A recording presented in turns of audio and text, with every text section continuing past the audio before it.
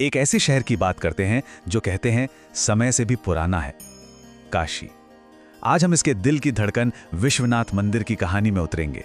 एक ऐसी कहानी जो अनगिनत हमलों के बाद भी हमेशा जिंदा रही। तो चलिए महादेव की इस नगरी की इस यात्रा पर निकलते हैं। सोचिए जरा, यहाँ समय थम जाता है। ये सिर्फ किसी जगह के बारे में नहीं कहा जा रहा है। काशी असल में एक एहसास है, एक ऐसी जगह जहाँ की हवा में ही दिव्यता है, ऐसा महसूस होता है। कहते हैं कि यहाँ तो खुद वक्त भी महादेव की मर्जी से ही चलता है, क्योंकि ये उनकी अपनी नगरी है, उनका अपना घर। तो ये कहानी शुरू कहाँ से होती है? सच कहें तो ब्रह्मांड की शुरुआत से। पुराणों में एक बहुत हैरान करने वाली बात कही गई है कि काशी दुनिया का सबसे पुराना जीवित शहर है। मतलब ये शहर तब से है जब से समय है। मान्यता तो ये है कि जब कुछ भी नहीं था तब महादेव ने अपने त्रिशूल पर इस नगरी की स्थापना की थी। और इस गहरे जुड़ाव का एक खास नाम भी है। पुराणों में काशी को कहा गया है अविमुक्त क्षेत्र। इसका मतलब क्या है? इसका मतलब है वो जगह जिसे शिव कभी नहीं छोड़ते। वो यहाँ हमेशा हर पल मौजूद हैं।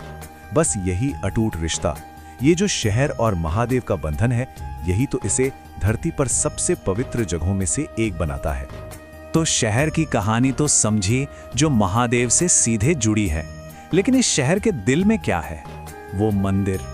अब जरा मंदिर के केंद्र की बात करते हैं, उस दिव्य ऊर्जा की जिसे विश्वनाथ कहते हैं।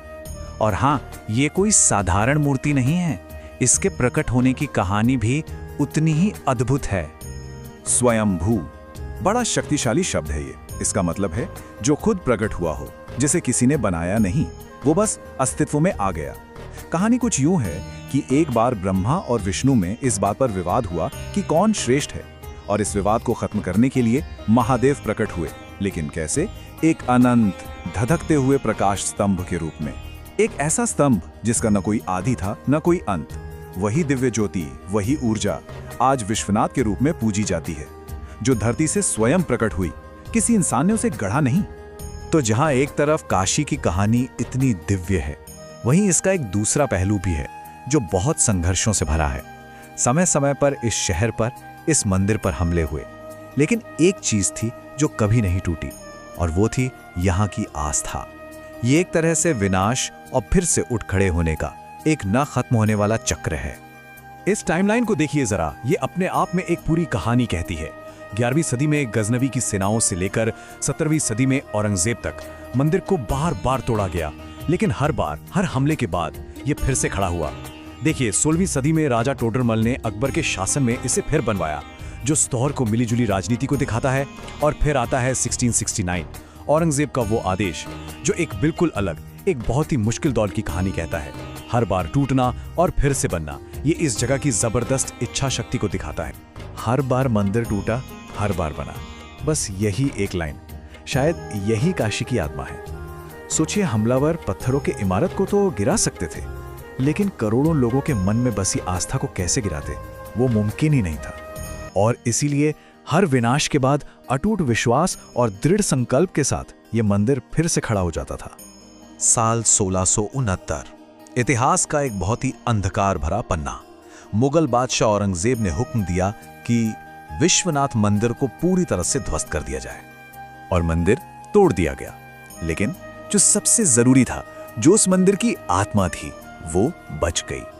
काशी के पंडितों ने अपनी जान की परवाह न करते हुए उस पवित्र ज्योतिर्लिंग को वहां से निकाला और एक गुप्त स्थान पर छिपा दिया। और पूजा वहीं जारी रही, छिपकर। आस्था की वो लौ बुझी नहीं थी, वो बस कुछ समय के लिए दुनिया की नजरों से ओझल हो गई थी। फिर करीब करीब एक सदी तक इंतजार करना पड़ा, और फिर इतिहास ने एक बहुत अहम मोड़ लिया।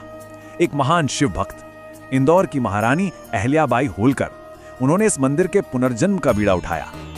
उनके शब्द सुनिए, मैं धन की मालिक हूं, पर काशी विश्वनाथ के मालिक महादेव हैं। ये सिर्फ शब्द नहीं थे, ये महारानी अहिल्याबाई की अटूट भक्ति का सबूत थे। उन्होंने इसे अपना कर्तव्य समझा और अपनी पूरी संपत्ति, अपनी पूरी ताकत लगाकर उस मंदिर का पुनर्निर्माण करवाया, जिसे आज हम देखते हैं। और ये उनके जीवन के एक बहुत बड़े मिशन का हिस्सा था, जिसके तहत उन्होंने पूरे भारत में ना जाने कितने मंदिरों और घाटों को एक नई जिंदगी दी। 1780, ये वो साल है जब आज का काशी विश्वनाथ मंदिर बनकर तैयार हुआ। और ये सिर्फ एक इमारत का दोबारा बनना नहीं था, नहीं, ये तो करोड़ों लोगों की आस्था की जीत का एक जिंदा प्रतीक था। तो चलिए अब इतिहास से निकलकर आज के दौर में आते हैं, क्योंकि आज काशी में एक बार फिर बड़े बदलाव हो रहे हैं। और ये सिर्फ भौतिक बदलाव नहीं है, बल्कि इसके आध्यात्मिक रहस्यों पर भी एक नई रोशनी पड़ रही है। जो लोग पहले काशी गए हैं वो जानते होंगे, मंदिर तक पहुंचने के लिए तंग भीड़-भाड़ वाली गलियों से गुजरना पड़ता था। लेकिन अब हाल ही में बने काशी विश्वनाथ कॉरिडोर ने तो मंदिर के पूरे अनुभव को ही बदल दिया है। वो संकरी गलियों का जाल अब नहीं है, उसकी जगह एक भव्य, एक विशाल रास्ता है जो मंदिर को सीधे मां गंगा के घाटों से जोड़ता है। पर बात सिर्फ बनावट की नहीं है, एक और दिलचस्प पहलू है जहां अध्यात्म और विज्ञान कहीं मिलते हुए से लगते हैं।